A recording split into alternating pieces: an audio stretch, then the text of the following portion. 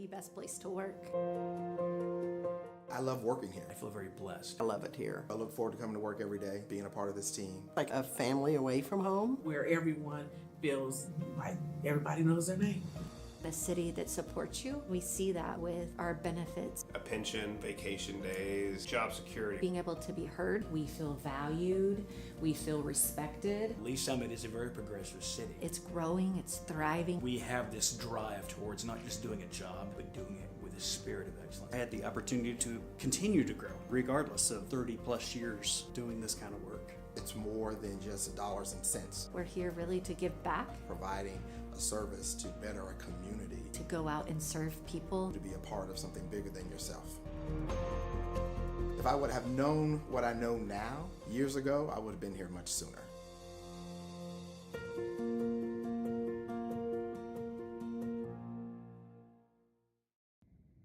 Hello, Lee Summit. I'm Jordan.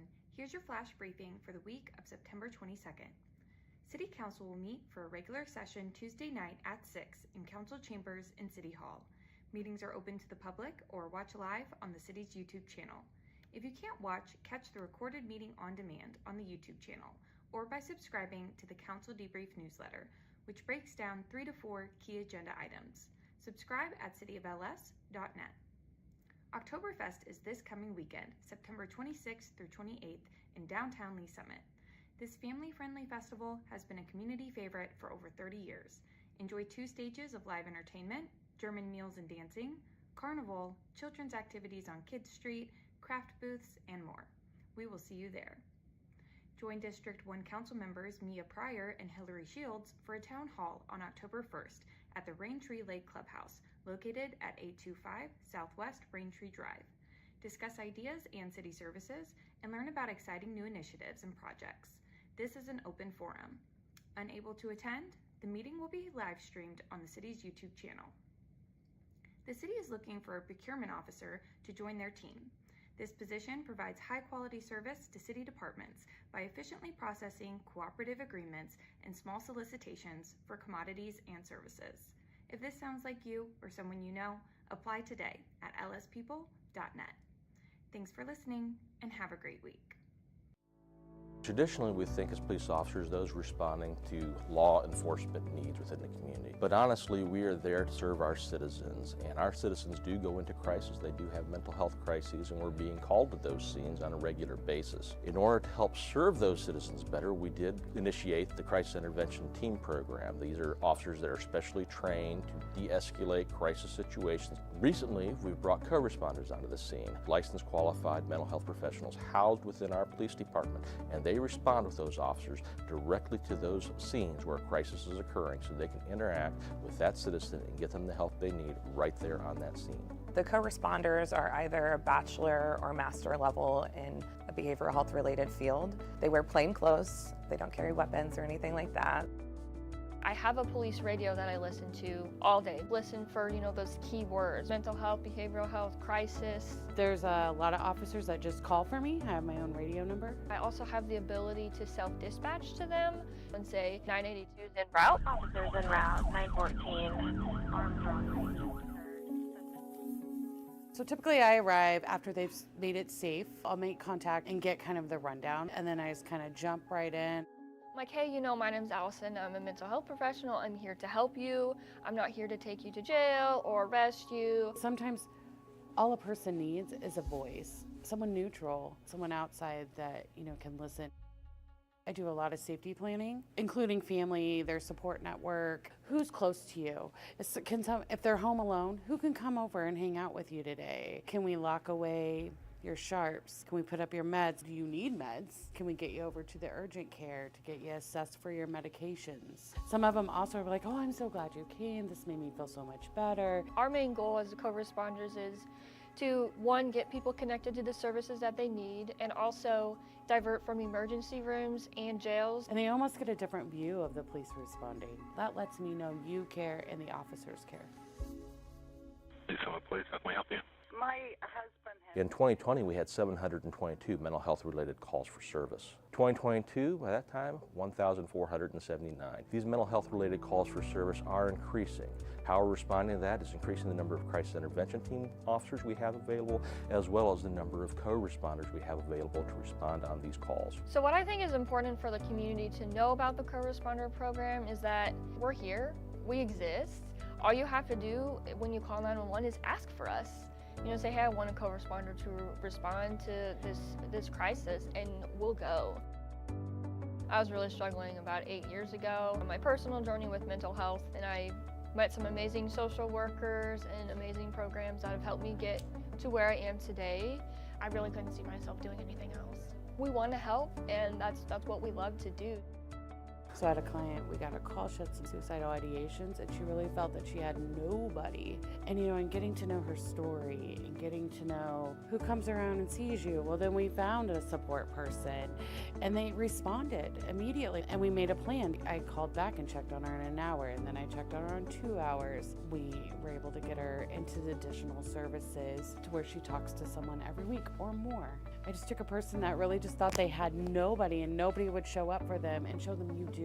And you'll be amazed who is in your corner if you just simply say, I need a little help.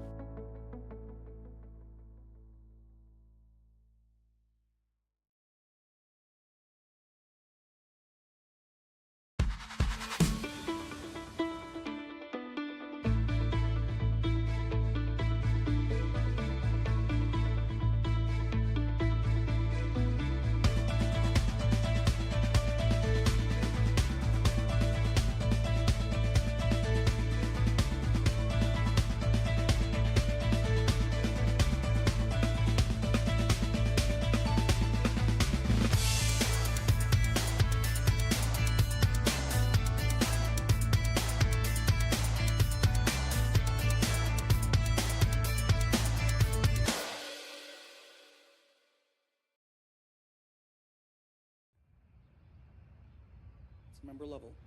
Thank you, Mayor. Great presentation, Ryan. Thank you. Is there any indicator that shows, are we supporting a need? You know, they talk about like gym rats, kids that grew up with their dads that were coaches. Like I was a City Hall rat. My dad, Tom Lovell, was hired as the Parks Administrator in 1978 and spent 40 years in public service here in Lee Summit. I would go up on the weekends when he was working, and I'd run around and play and do things, and I didn't know what he was doing at the time, but I just knew that was part of our weekend routine some days, was to go up and hang out at City Hall. Being part of a city from a young age to now in my adult life, you reap so many benefits from that. The people you know, you care more for something that you've been a part of. My wife and I knew we wanted to raise a family. Just trying to find a community that we thought we could raise our children in, that was good to me. And it just felt like the right move as we were deciding on a city to come back to.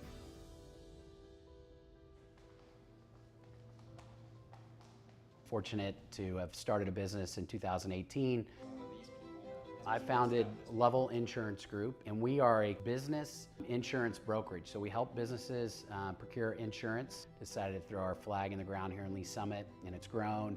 I also have this passion for learning and curiosity, and I started a podcast series. So I really enjoy this opportunity where I sit down with business owners and tell their story, and get this out to other people in hopes that maybe it betters their life and gives them some inspiration or something. It's going to be a really exciting time, and obviously this city's in my blood. My dad's been a part of it for a long time, so I'm really excited. Thank you all. A lot of people would say I was crazy, right? So why do you throw your hand up and subject yourself to going into city politics? I think, especially as I've gotten older, I just felt, maybe a civic duty, like a responsibility to say, hey, this city's been great to me. Here's a way that I can give back and take some of my skills and put them to work for the people of this city. I wanted to bring a different, maybe way of thinking and take some of my business acumen and see areas that it may apply to how we develop and grow this community, and just give a different perspective. One of our biggest challenges, but also one of our biggest opportunities, is how do we develop and grow this community we don't want to grow too fast, but we want to grow at a pace that helps support, who and what we are as a community. So, we've got a lot of opportunities, whether that be through development or parks. We've got a lot of land coming on board. So I just think it's important, like, it's a challenge, but it's also our greatest opportunity. And so we just got to be smart how we do that. It's just asking some different questions. Like, I'm one that, I'm not contrarian for contrarian's sake. What I am is someone will tell me something, and then I want to get to that position with them by just asking thoughtful questions along the way. And then if I can get there, then I feel like we've answered everything we can to move that forward, versus, hey, here's kind of how we've done it. I'm never this is how we do it, this is how we've always done it, and this is how we'll continue to do it. Office of Council Member for District 2. All of my practical experience has put me in this position to serve, and I just raised my hand and said I want to do that. For which I was elected on April 5th, 2022.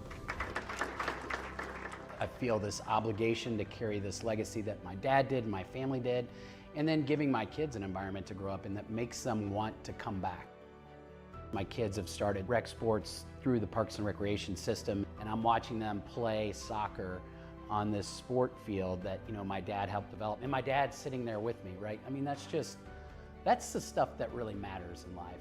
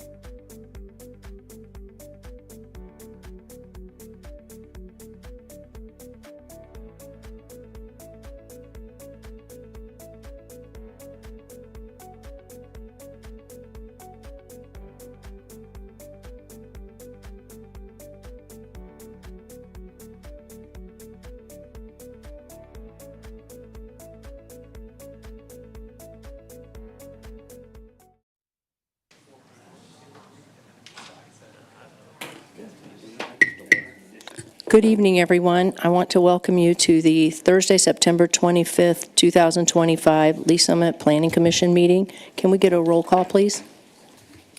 Ed Yerington. Here. Sherry Frazier. Here. Jake Lovelace. Present. Terry Trafton. Present. Dana Arth. Present. Jessica Greneau. Here. Tanya Jonaford. Present. Chip Tazinski. Randy Brembrook. All right, thank you. Can I get a motion to approve the agenda? Chair, I move to approve the agenda. Okay, can I get a second? Okay, Second. can we get a vote on that? Ed Yerington. Yes.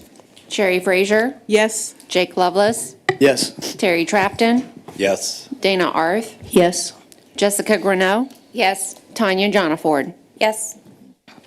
All right, we'll move on to the consent agenda. I'm not going to read the consent agenda anymore. I'm just going to ask for a motion to approve it.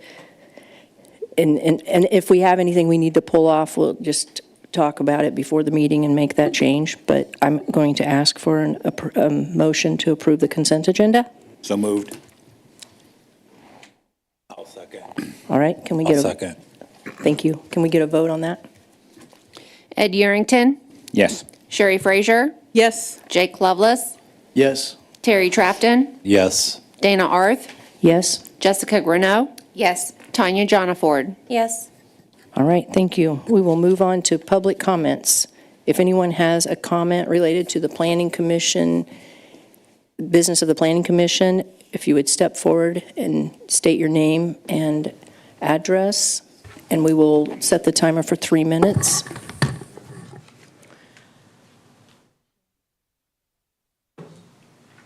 On the internet, it's a council meeting. I've got the PL 2021-346, and I don't really want the planning commission meeting. I want the council meeting.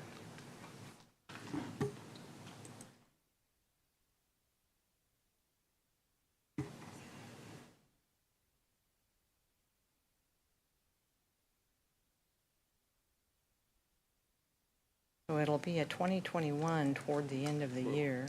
What was the date?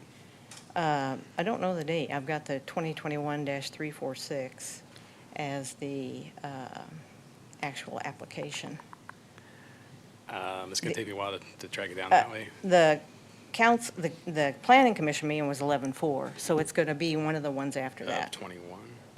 Of 21.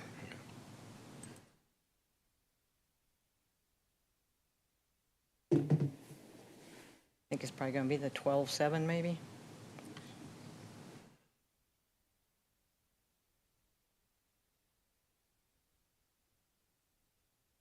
What's the...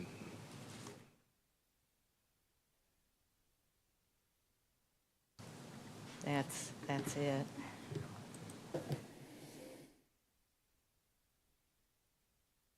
I need that video. At minute 29.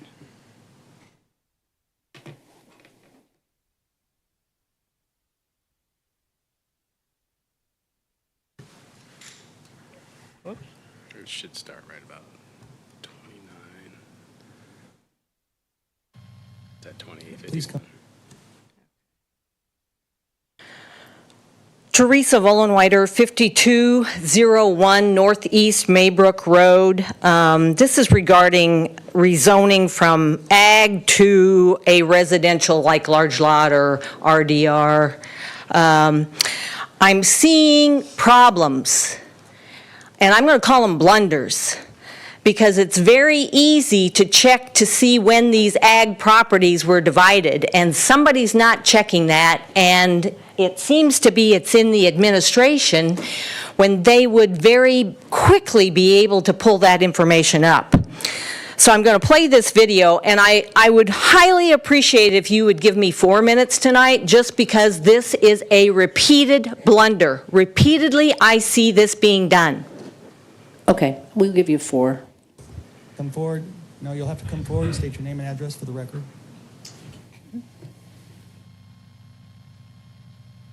Vollenweider, 5201 Northeast Maybrook. Can we get that volume turned up? Missouri. It's not 10 acres, so it couldn't stay as ag anyway, right, for a house? Has that changed? You can ask you can state your position, you can ask questions, and then when you're done, we can. That's my question. Okay. It's 4 point some odd acres, right? 5 acres, but you have to have 10 acres to put a house on ag, correct? So ag wouldn't have even been in the list of options, correct? This property has been inside the city of Lee Summit for quite some time, so I don't know the history of the property, but we can ask some questions along those lines. Do you have any other questions? Only one I can think of right now. Okay, very good. Is there anybody else that would like to come forward in favor or opposition? Okay. Can you address that question, Mr. Johnson? Yes, the minimum lot size in the agricultural zone is 10 acres. There's still a way to get a building permit on that. You have to prove that the property existed in that fashion, either like prior to annexation into the city, or that it was legally platted through some sort of county action very far in the past. But otherwise, we've had other RLL zoning come in because the property was just too small to get a building permit under that 10-acre limit. Very good. Councilmember Johnson. Yes. Wasn't this lot platted probably prior to the UDO? I don't have that in front of me. Actually, I'm not sure. If it was, I'm going to assume that acreages, 10-acre minimums, maximums don't matter. If it was pre-UDO? Yeah, we'd have to go back and do some research that it was platted before we had the 10-acre minimum or something of that nature, yes. Good. Thank you. Thank you. Councilmember Felker. Thank you, Mayor. One more question, Josh. So if we proceed with the rezoning, would the owners be able to build other properties on the lot outside of just the single-family dwelling? What limitations would they have, or? So they'd have to divide the property. I think the limitation in this case is going to be the septic systems. With the county, I think to put multiple septic systems on a property of this size could be a challenge. I think you stated earlier in the packet it's a 3-acre minimum for the septic. Yeah. So that would make it prohibitive to put 2 properties or 2 residences on the same lot. That'd be my read on that as well, yeah. Thanks again, Josh. Mayor, if I may. Yes, please. Just a quick point of clarification. There was some discussion about it being platted. The property is not platted currently. It has been a parcel that was parceled out at some point via meets and bounds or legal description, but it's currently not a platted parcel. Councilmember Johnson, yes. Just to follow up that. I'm going to stop it there because you guys can pull that up and watch it if you want to. There was a lot of assumptions. There were a lot of assumptions there. It took me probably all of 5 minutes to find the deeds where that property was divided, and it was in 2010. UDO, if I'm not mistaken, was November of 2001. And this is happening both directions. So even in the just to point out, even in the Planning Commission meeting, Hector Soto was saying a single-family residence was allowed under both the existing ag zoning and RLL zoning. The reason for the rezoning is the setback limitations. No, that property had to be rezoned because the division took place in 2010. It wasn't sometime before annexation or sometime before the UDO. And the property had not been planted, as Ryan Elam had pointed out. It has been expired. Thank you. But as I said, this is going both directions. This is happening both directions, and these are blunders. And I do believe in some cases they are intentional blunders. Thank you, Ms. Vollens-Weiner. Do we have any more public comments? Okay, we will move on to our first public hearing.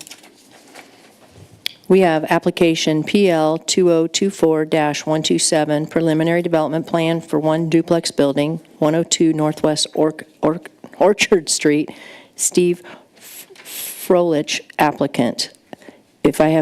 Would everybody who plans to speak on this application stand up at this time and be sworn in? Tell the truth, the whole truth, and nothing but the truth, so help you God. I do. All right, thank you. Do we have a presentation from the applicant? I don't really have a presentation, but my name is Steve Freilich with Freilich Construction.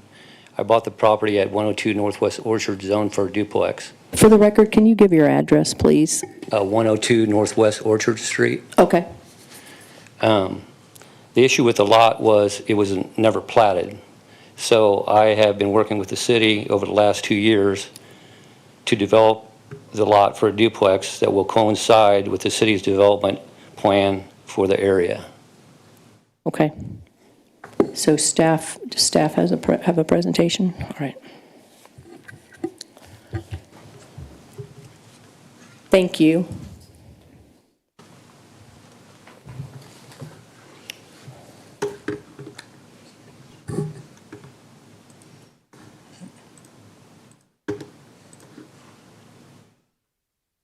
That's not right.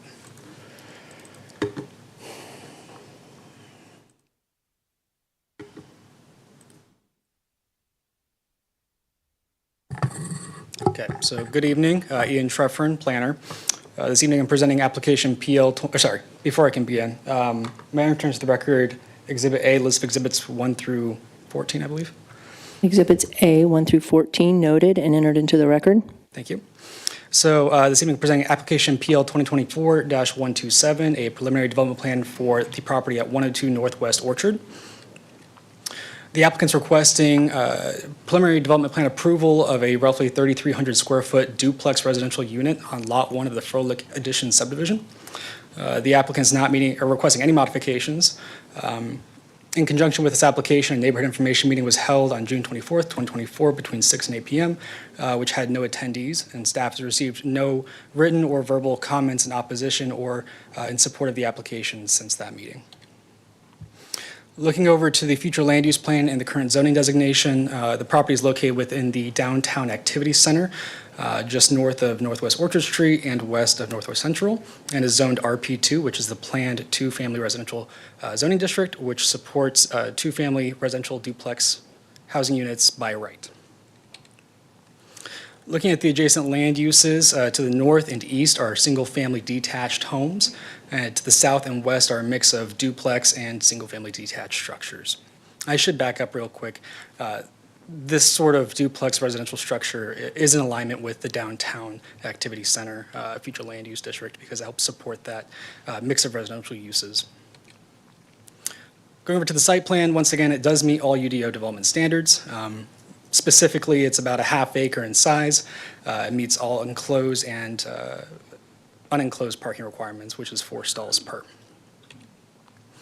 In conjunction with this application, there is a requirement that a swale is installed in the property, which will be handled at the time of building permit submittal. You'll see a comment on the required conditions related to that. And in conjunction with that, later on, at a future point in time, the Public Works Department has, in its CIP plan, 2 additional inlets on the site to help handle additional stormwater runoff in the surrounding area. And there's 3 in total. 2 of those were added specifically on the eastern side of the site as part of this project scope. Moving over to the elevations of the subject building, the property or the proposed building uses LP Smart Lap siding and trim, as well as asphaltic shingles. These are the front and rear elevations to the south and north respectively. This is in alignment and similar to existing properties around the 102 Northwest Orchard site. If you go out to the site, you can see a mix of horizontal and vertical lap siding on the loft surrounding properties. So it's pretty consistent. And then here are the east and west side elevations. So with that, with these approval conditions listed here, that being that the development should be in accordance with the PDP and that a engineered plot plan should be required as part of the building permit submittal, the application does meet the standards of the Ignite Comprehensive Plan. Thank you. Thank you. All right, we will start with questions from the commission. Do we have any down this way for starters? Okay.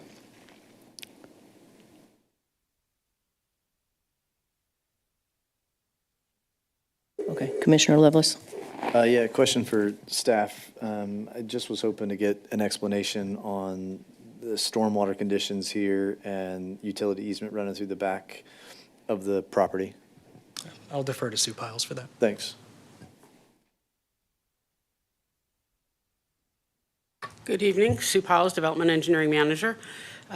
The existing property has stormwater that flows across it. And the CIP project had planned on that inlet that's at the southwest corner of the lot to gather that. Once a duplex was proposed to be on this lot, there needed to be a way to capture that drainage before it crossed the lot. In working with Public Works and their timing, which will be next year for the project, the way it's laid out now, is a temporary swale to get it to the street for right now. Will it be able to handle that drainage just fine? And then the CIP is going to add 2 inlets and the pipe as public infrastructure as part of their CIP project that's going on through there. Okay. And so we're going to swale from the side yards to the front right now, and in the future, it's going to be redirected into that inlet that? Yes. Okay. Yes. Okay. Thank you, Sue.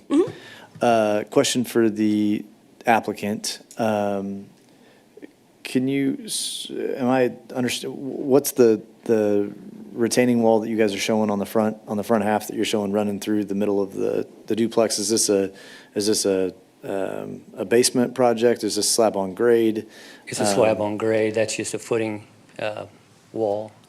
So what's, I mean, in the plans like this that we're seeing right here, it shows modular retaining wall.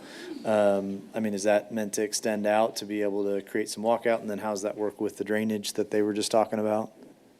I believe they're talking about, that'll just be the foundation that we're going to dig. Okay, so that's the center line of the structure then? Yes, yes, sir. Okay. I'm confused by what the other lines are. Yeah, I don't know why they had it worded as a retaining wall. Actually, we're just going to do a 5-foot buried wall, so we'll get 3 feet above grade to get the drainage to go to what it needs to go to. Okay.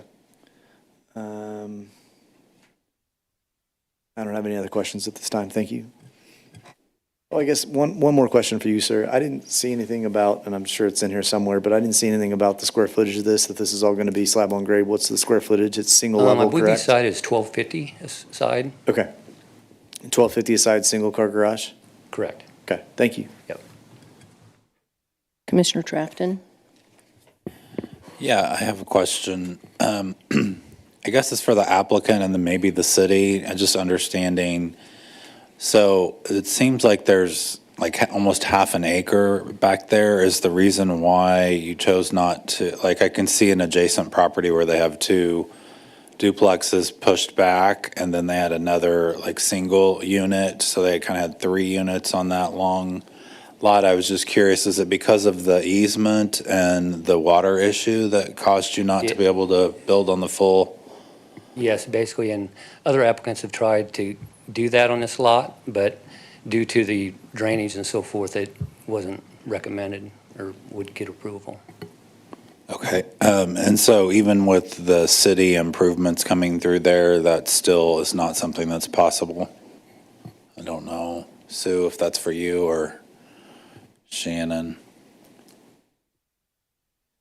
Given the drainage issues and the easement, the usable space of that, the rear of that property is limited, yes. Even with the improvements, though? Correct. Oh, okay. All right, thank you for that. I think those were my big questions. So, all right, thank you. Thank you. All right, if we don't have any more questions, Can we, this is for staff, can I see the aerial view, if you would? Okay. I can get one without the star too, if you would like. Actually, I was just checking, so looking at the size of the lot to Commissioner Trafton's comment, so essentially the building's taking up half of the lot, give or take, but I guess that's the north or the west side butts up, is adjacent to this 506. And so then I want to see, so there's a duplex on the left side, if you hear, I think it's the north side, and then there's a single-family home, it looks like, to the west, So, east. yeah, I'm this, good. sorry, this site is, or I guess this image is true north. So, Okay. yeah, to the north is a single-family home, and to the west are some duplexes. Okay, okay, that's what I needed, thank you. Commissioner Tanya Jana Ford. Thanks. This is a question for the applicant. It's a curiosity question. In Lee Summit, I've been seeing a lot of duplexes where their backyard is separated by a fence or anything. There's no intent to separate the backyard for these duplexes, are there? Am I going to separate the backyards for the duplex? Yeah. Like with the fence? Yeah. That wasn't in my plan, but it could be done, yes. Okay. I just see that the duplexes next door don't, but it's. I know it's kind of like a hit and miss. Some do, some don't. I saw Yeah. that they shared a patio, so that's why I was a little curious about like a privacy screen or anything between Yeah, the there's two. covered patios behind both of them with privacy in between each one. Okay. Thank you. That's all. Welcome.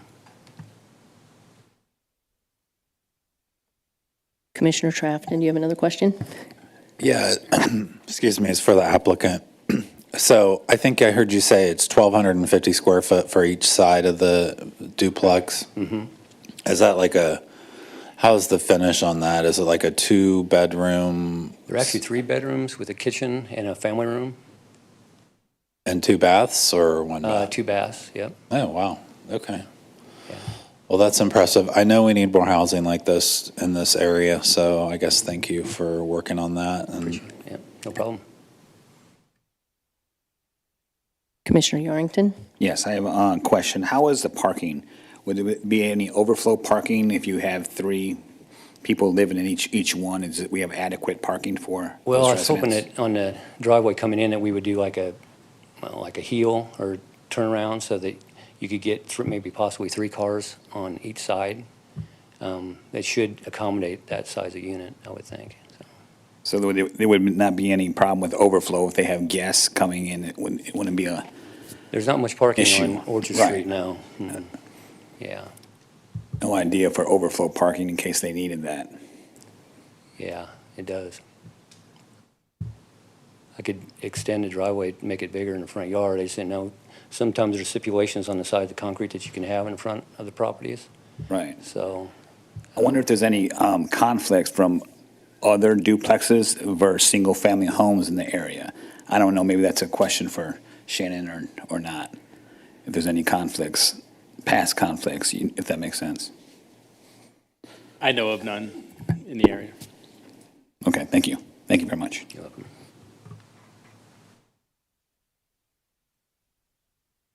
All right, I think we've I'd asked. just add a little bit more information on that. The driveway itself is 33 feet deep from the right-of-way, plus the 11 feet to the right-of-way, so we're over 40 feet deep. So you can park 2 cars on the driveway on each side, so that'd be 4 cars on the driveway, plus the 1 car in the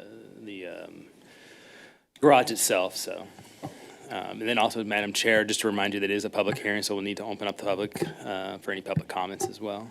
Oh, thank you. Do we have any public comments? Teresa Vollenweider, 5201 Northeast Maybrook Road. On the preliminary development plan, is there a way for those of us out here to see who did it and whether or not it's signed and sealed? Because you're saying that, you know, the city's going to do this storm sewer, but then is there any guarantee to that? Is that a signed and sealed document so that we know it's finished? And no changes are going to be, no dots, no radio buttons are going to be hit over here to the left to remove something on the drawing? Staff, do you have a response to that question? So this is a preliminary development plan. This is the process where the applicant is seeking the entitlements to do this. All the final design aren't quite there yet. So once a final development plan and the final design of the CIP project are through, they will be stamped and sealed at that time. And they will be available for the public view. Okay, thank you. But isn't there a spot for revisions so that you could go ahead and sign and seal it, and then if the city looked at it, said changes needed to be made, then that's put down as a revision so that people know what the city is questioning, but yet the document is signed and sealed each time a revision is made?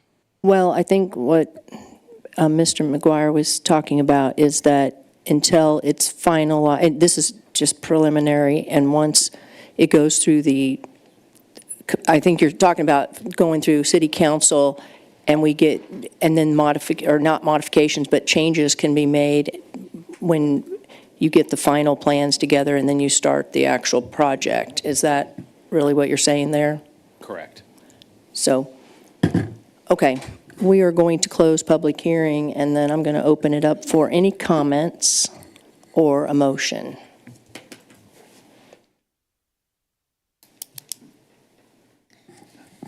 I move to recommend approval of application PL 2024-127, preliminary development plan for one duplex building, 102 Northwest Orchard Street, Stephen Freilich, applicant, subject to the condition of approval detailed in the staff letter. I second. Sorry. Can we get a vote, please?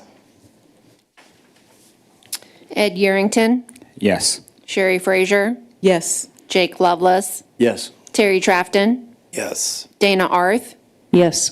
Jessica Greneau, Yes. Tanya Jonaford. Yes. All right, we will move on to our next application, PL 2025-211, Unified Development Ordinance Amendments to Article 8, Section 6.1590 and Section 6.1680 pertaining to special events permits, and Article 9, Section 9.220 pertaining to temporary signs, City of Lee Summit applicant. Would all of those who are planning to speak on behalf of this application please stand up and be sworn in at this time? Promise to tell the truth, the whole truth, and nothing but the truth, so help you God. All right, we have a presentation from All Shannon. right, that was a mouthful to read, so I'll keep this brief. Shannon McGuire, Planning Manager. Please enter to the record Exhibit A, list of exhibits 1 through 8. Exhibit A, 1 through 8, noted and entered into the record. All right, as many of you are aware, maybe some of you are not aware, we do have an upcoming small sporting event coming through town next year, the World Cup. We will be hosting quite a few matches here at GEH Field. So in preparation for that, staff has taken a look at the direction of council. We took a look at our ordinances and see how can we best prepare for the influx of tourism during that time. So we looked at main. For the UDO, it really kind of broke down into kind of these main 6 categories here. Temporary signs, food trucks, fireworks, and various types of special events. So we looked at what can we do to best anticipate the hopefully large influx of tourism that we are planning on seeing, and how can we best allocate our resources, our staffing, to address any issues that may come up. So Again, we took a solutions-based approach. Hey, we know it's coming, so let's meet it head on. We took this approach to, like I said, to prepare for those visitors and tourists, and kind of help say where we're going to put our staffing at, focus on our community priorities, what does our community want, need, and what we see how to best address this. That way, we can support our community stakeholders, businesses, and residents alike. So.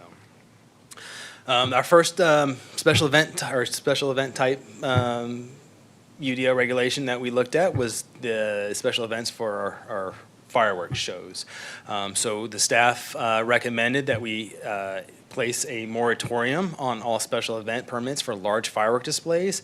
And this really isn't going to apply to new ones, so our legacy events out at Raintree or Lakewood subdivision, we did go ahead and write in a caveat so that those still could be held during that time, as well as any city or FIFA-sponsored events too, so we could take those into account and review those on an as-needed basis. So none are planned, but we wanted to give ourselves the opportunity to, if something does come up, to have the opportunity to potentially look that over. So staff has inserted, or as here, the red line you can see, that's just we're adding a section to the UDO there, basically to address those during that time frame. So you can see from the time frame of June 1, 26 through July 31st, 2026, the temporary regulations here will apply. Next area that we took a look at was our food trucks and our food carts. Right now, as you can see, we have certain regulations. Some of these highlights include district restrictions from existing restaurants, as well as hours of operation in the CBD or the downtown here. We do, have regulations that say you can't create parking storages with your food trucks, and right now, mobile food carts are allowed on sidewalks and in parking areas. So staff has recommended that we alter the hours of operation that in the CBD, and then food trucks only permitted on private property unless associated with city-sponsored or FIFA events, as well as keeping those food carts off sidewalks. We're hoping for quite a large number of residents and visitors downtown here, so we want to keep those sidewalks clear and free. So again, to address that, we have inserted some language into the UDO here, again, on a temporary basis between the time periods of June and July of 26. To change the hours of operations in the CBD, as well as to keep those food trucks or food carts off those sidewalks. Temporary signage is a big one. We expect a lot of sales and businesses to try to capture some of those tax dollars and revenue. So we got lots of sign regulations, but here's some of the highlights that really kind of cover those temporary signs. So four temporary signs. We prohibit the snipe signs. We do limit duration for 90 days or 5 days past an event. We do not allow signs in the right-of-way. And then we have height, size restrictions for each type of sign. So what we'll recommend is we keep some of those in place, but remove that maximum number of signs, and then also not require a temporary sign permit during this period. It goes back to staffing. If we have a lot of signs and sign permits, that takes up staff time that could be better allocated to addressing much more pressing issues. Again, just adding a section into the UDO during the time period that kind of alters those here. So I'm basically saying that a temporary sign permit shall not be required, as well as eliminating the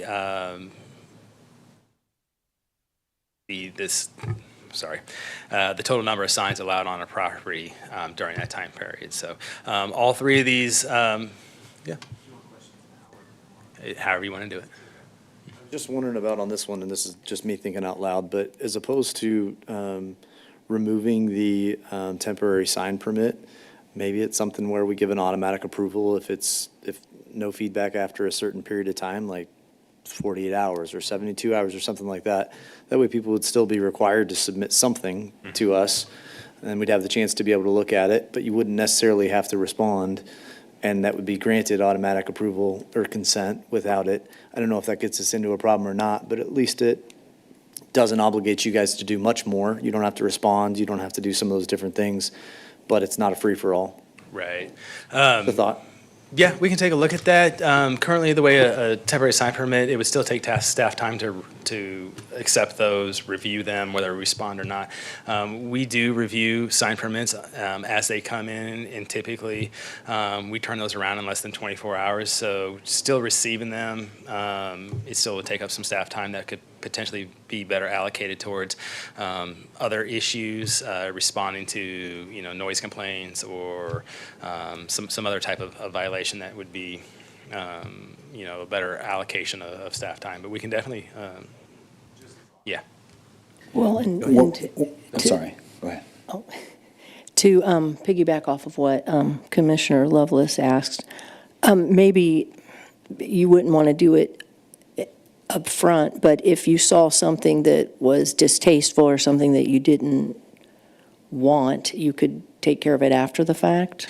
I mean, would you have some way of monitoring that? Yeah, so there are limitations on what staff can do with regards to signage. There are First Amendment rights and restrictions to what we can review and what we can regulate.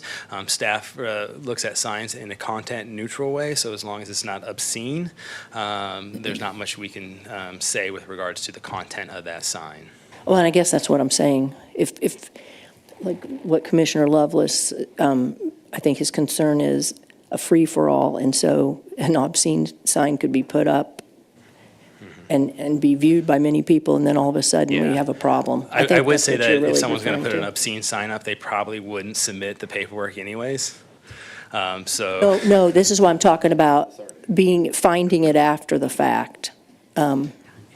Just try, I mean, So, yeah, I mean, it's, I guess, I mean, if they had to go through an approval process, they're not going to put it up at all. I mean, so I guess it's just, I think the concern was, is there anything that can be done if there's something that really shouldn't be up there? I think that's really the bottom line question. Never been over here before. It's very exciting. Amy Nassif, Deputy Director of Development.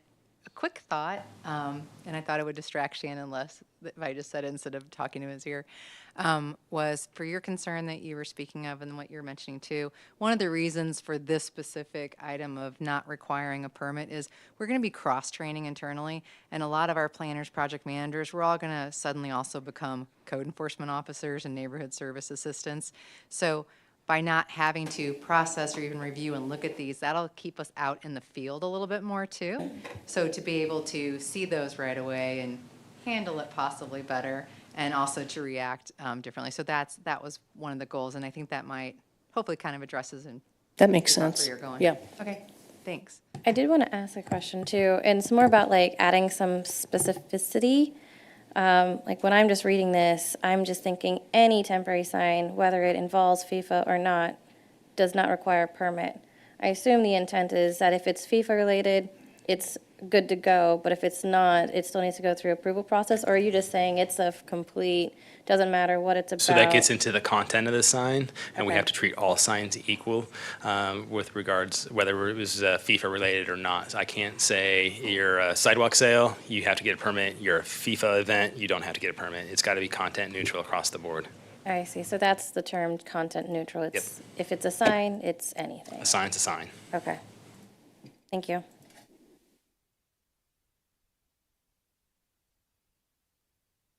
Someone have a question down here? You addressed it. It was the risk of not being reviewed, and now you addressed that. All right, so that's my presentation. I can answer any additional questions you may have. Well, you know, I wanted you to give your, yeah. I guess we need to see if we have any public comments related to this application. All right, we don't. So any more questions from the commission, since we've interrupted you 20 times asking them already? Okay. More than happy to answer any questions. No exemptions. Content neutral. Time frame. Against. That's what I was thinking. Not in the summit, but Yeah.